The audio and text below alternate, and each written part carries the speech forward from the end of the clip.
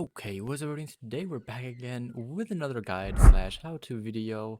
This time we are back on Teawaroa National Park looking at the fallow deer. I know a lot of people are super hyped to get these, so I thought why not make a quick guide. I am currently still in the process of unlocking the whole map, but I did have early access, so the zone that I'm going to quickly pop on screen right now is all of the hot zones where I have zones. So just look in those general areas and that's where I found all of my zones on the early access, which should still work now. We are also going to go into probably, it's not my favorite spot. Like this up here is a great spot. There's a ton of them, just like this one. But just to increase our chances of seeing some good ones, we're going to go down here to these like lower areas. But before we actually start hunting them, I'll quickly mark out just a quick important things about them. So they drink from 9 to 12 in the morning. Some of them do start at 8:30 though, so if you really want to maximize your time, start at 8:30, but I cannot guarantee that all of the zones will start. Secondly, they are a class 4 animal, so you can shoot them with the 243, the 270, the new 303 British. You can also shoot it with the M1, 30-06, 7mm, Mosin, basically anything that covers classes up to 4, you can take it down with that. Next thing, fur variations. So there are 3 rare fur variations, there are 2 commons. The 2 commons are actually also called common, so don't worry about that. It's just the females tend to be a little bit lighter than the males, and that's really the only major difference that there is. Their max weight, as you can see there, is 82 to 100 kilograms, but I mean, this spot over here, there is, if you go down here, I marked it on the map as well, this is a really good spot. And I will actually tell you or show you guys the diamond requirement that they need in a second, but it is somewhere around the 250 251 range, just so that you know that. Now what I personally like to do with these guys is shoot them double lung, but if it's, for example, like this one over here, he is not going to be giving me a broadside angle. I just kind of try and go for a hard shot, and if they're facing away from me and you really want to get that guy down, go for a next shot. It's pretty easy on these guys because, as you can see, let me zoom in with the actual scope here, you can see they have like a line on their back. Basically center that line on their neck and you will be able to get the middle neck, lower neck, or upper neck and still get all of your rifle like score out of it. We are going to be using the 300 or 303 on them now, so let's just aim over there. They are very easy to drop with something like this. Coming back to the rare variations though, they have 3 of them. Like I said, they have albino, piebald, and melanistic. I have never found any single one of them. I have never seen a piebald, melanistic, or albino, other than that one mission annual that you get on Hirschfelden from doing the fallow missions where you can get a level 4 albino from them. Other than that, I've never gotten a rare. And since this one fellow here was just kind enough to show me where I would aim on a broadside shot, why don't we do that as well so that we have the actual shot placement guide at the start as well. There we go. A little bit closer than I would like, but why don't we kind of look? So if you look at the fallow deer, I have the Argus scope on right now. If you have the Hyperion, it's probably something like this, and if you have like that probably, and if you have the like the beginner scope, I don't know what it's called, you're probably looking at even less than what I'm looking at right now. But what I like to aim for is, you can see again, like basically almost every other animal, there's like this, wherever the shoulder blade is, or technically where the elbow is of the animal, I kind of like aiming a little bit to the right and above that, and then basically to shoot at whatever range. If you are a little bit further away, obviously aim a little bit higher, and if you're a little bit closer, aim a little bit lower, because you'll have to account for the bullet drop. So if you're further away, the bullet will actually hit the animal lower than where you're aiming. So if you're shooting at 200 meters and you're zeroed for 150, your shot will technically drop in those last 50 meters. It will drop a certain distance. You're gonna have to figure that out with the gun that you're using, because it is a little bit different for every single rifle. But in general, it's like just a little bit. It's maybe like the crosshairs down for every 50 meters about. It's just a general guess there. And if you're zeroed for 150, but the animal is 100 meters away, aim below it, because you're technically 50 meters closer than what you're zeroed for. So just wanted to quickly clarify that for everybody.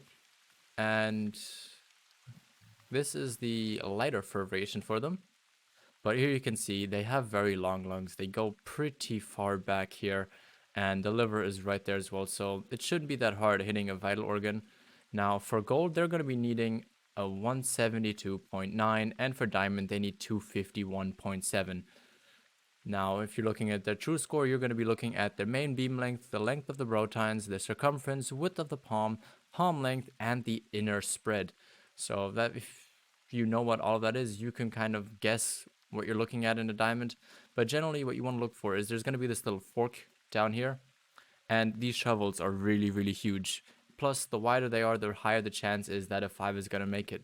Usually the 5 trolls look like this at the bottom as well. Obviously, they have much, much bigger antlers here, but they generally don't have this kind of like fork on both of these, because that is usually a good telltale if a level 5 will make diamond or not.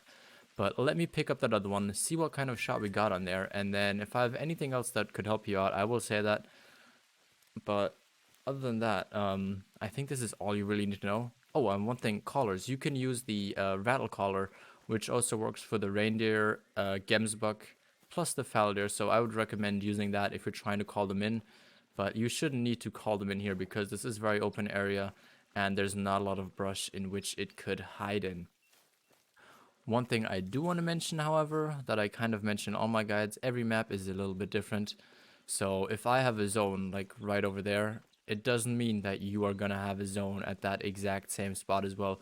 It could be that your zone is going to be on this side of the bridge. It could be at the exact same spot. It could also be further that way. It's not always accurate. It's generally in similar areas, but it's not always in the exact same spot. Also, in terms of herd sizes, what you can expect, generally this is what it will look like. You will have either like 2 or 3 females and a male. If they're bigger, it's generally 2 to 4 males and 6 to 7 females in a group. But you also have quite a bit of these solo bucks running around and just drinking in their own feed zone. So I would just recommend kind of following this bottom south end here, as that's generally where I found the solo ones. And then the groups is what I found along this path here, at this zone over here, and here as well. So I found that if you really are after females, I'd look at those spots a little bit more specifically. But then again, that was just my map. That could be different for you. Well, I just finished filming the guide, and I just wanted to very quickly show you. I think this should be a troll right here. For the 5s, I can't actually see it properly because it is standing broadside, but it doesn't look like it has what I mean in terms of those like little forks on his tines. So I just wanted to quickly show that here at the end, because it's going to help you in terms of deciding if that 5 is going to be a diamond or not. And if it is actually a diamond, which I don't think it is, then you guys can actually see what a diamond looks like in the end. Because they do look very, very cool, in my opinion. I love the fallow, and I'm going to start the grind for them very soon here. Not for diamond, but for an actual rare. Okay, let's start by actually picking up the 4 here. And this is the forks that I mean on. This is just on a 4 here because they can have it. But usually a 5, if they don't have this fork, they are actually not diamond. And let's look. Does this one have the 4? It doesn't. So I do not think that this is going to be diamond. And it is not. This is what I mean with like those big, wide kind of rack up here. But it's missing this kind of fork here. And a little bit on the longer tines up here. It's a little bit flat looking. So that's kind of what it's missing to be diamond. But double lunged it, so that will usually drop him. This guy's gonna go into my trophy lodge, but just wanted to quickly show you guys what they actually look like so that you guys could see it before I upload this guide. And here is that other one we shot. Look, this is the kind of darker common fur variation. Not a big difference in them, but you can see the difference that I mean. And like I said, there is this line right here in the middle, and it is right where the neck is. So if you hit any of this part from down here to up there, you will get a vital organ hit and not ruin the trophy, as long as you don't hit the skull of the animal, because that will actually ruin it, which is actually the trophy organ, which you can see right over here, trophy organ skull. So if you hit that or damage that in any form of shape or form, even if you get a vital organ hit, it will not actually count as a diamond. But that's going to be it from me. I hope you guys enjoyed this guide. I hope it was helpful. I will be making more of these as the day goes on and as the weeks go on, because I know these are helpful and you guys want to know where to hunt them. I luckily had the opportunity of going on the early access and looking at the map before, so I can bring you guys this content. But that's gonna be from me. If you enjoyed it, like the video, really does help out a lot. Comment down below what animal you want to find next, and if you actually ever found a rare male or female fallow deer without any of the mission animals. Also, join the Discord, love to have you there. And if you're not subscribed yet or just new, make sure to subscribe and hit that bell icon so you're always notified when I upload new videos just like this. That's gonna be it from me. Have a good day, bye bye, and peace.